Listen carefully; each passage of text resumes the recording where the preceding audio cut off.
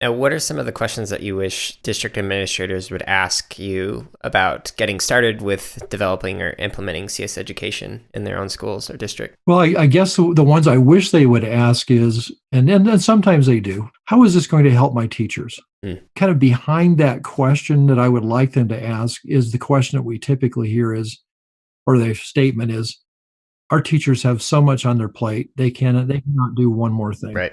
And so why would I have them try and do a computer science class too? That's an opportunity for me to kind of talk about, especially at the elementary level, coding as a literacy rather than as a separate class or a separate subject. And for many administrators, that's kind of a new revelation to them. I said, at the same time they're acquiring other languages like oral skills, written skills, and mathematical or numeracy skills, it's an ideal time to introduce them to some of the literacy that comes along with coding. And then, how can I help my teachers? That's what we'd really like to hear, is because then it comes from that lens rather than what I consider somewhat of an unfounded concern that the teachers can't do this. Hmm. I'd rather view it as like we can empower the teachers rather than try and protect them from something that might be upsetting to them. I've been an administrator before. I understand that. You don't want to overburden people or come up with the flavor of the day new program that we're doing. One of the things I wish there were more research out there right now is about the impact of getting introduced to coding early on other subject areas. Mm. My hypothesis is that if you learn to code and when you're in early elementary school, that it will help you in language arts and it will help you in mathematics to perform better, because you'll see connections and you'll see other ways of solving problems, and you will build in this resiliency or grit to keep at it. A lot of times when you do a program in scratch, it doesn't always work the way you want it to. In fact, it never does. You always have to try new things. I think students would perform better, but I'm still waiting for some really good, solid academic research to support that. Yeah, and if at the very least, even if it doesn't increase the test scores, at least to be able to demonstrate, well, it doesn't lower the test scores either. So they still are performing at the expected level, even with the addition of working on computer science or coding in the classroom. Yeah, I guess as a floor, because there is probably that concern in adding one more thing. Hmm. We've had a couple of situations that understandable, but also a little bit disappointing, where we've been working with districts, and as soon as they got their reading scores back on the standardized exam, they pulled the plug for those classrooms or those schools on computer science. Hmm. And that's disappointing because I'd like to think that certainly it's not hurting the students in any way, and on the other end that it's enhancing their ability to perform well on those things. There's so much public pressure for getting reading scores and math scores to be at grade level or above some state norm, that it does unfortunately put a little bit more pressure on districts to think about introducing computer science and coding to their students. Yeah, or even any subject area that's outside of what's tested. So, like in the arts, a lot of those classes also get pulled. It's just basically like, well, if it's not tested, then we're going to eliminate it from our school day because it essentially doesn't matter. Those kinds of subjects do.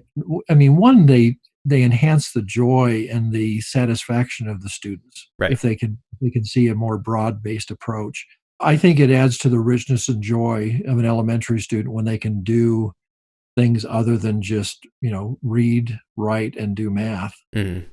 That it enhances their entire experience, because those of us that have been involved in those kinds of pursuits, either at leisure or professionally, know that those add real richness and happiness to our lives. So it's important to have those at the elementary level as well. Yeah, I mean, honestly, that's why I stayed in school, was because of the subject areas that weren't being tested on. I mean, they were the ones that I enjoyed the most, but that's just my own anecdotal experience. Yeah, I mean, as an elementary kid, my favorite subjects were lunch and recess, but you know and I often ask other young students their favorite subjects. I get similar responses. So some things haven't changed in years. Right. The other cool thing that we see with coding that you may not see in other settings is there is a lot of collaboration that takes place. And I just finished reading a book called Coding as a Playground.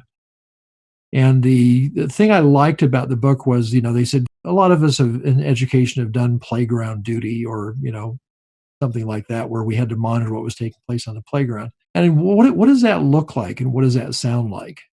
And, teachers will say, well, like chaos, noisy, kids running around doing all kinds of things. And so if coding is a playground where it is a little bit noisy, it is a little bit chaotic, but you hear laughter, you see people talking with each other, you see students pursuing things that they really like and enjoy. What if you could capture that in an academic setting where they're learning something new and applying it? And of course, the opposite analogy is coding as a playpen, where I've set such tight restrictions and barriers that the students can't get out of.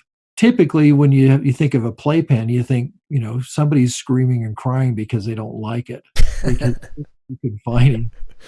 And, so a teacher has to take a more open view, because the most exciting coding classrooms that we go into, they're a little noisy and they're a little chaotic. And, people are talking and laughing and they want to share what they just did with a friend. Right. That's part of this social and joyful part of coding that I think for the students really enhances their experience. With a good teacher, leader / facilitator, they can do some wonderful things. This excerpt was from podcast number 19 of the CSK8 podcast, which is titled Advice for School Administrators Interested in CS for All with Clark Merkley. You can listen to this episode and hundreds more by searching for the CSK8 podcast on your favorite podcast app.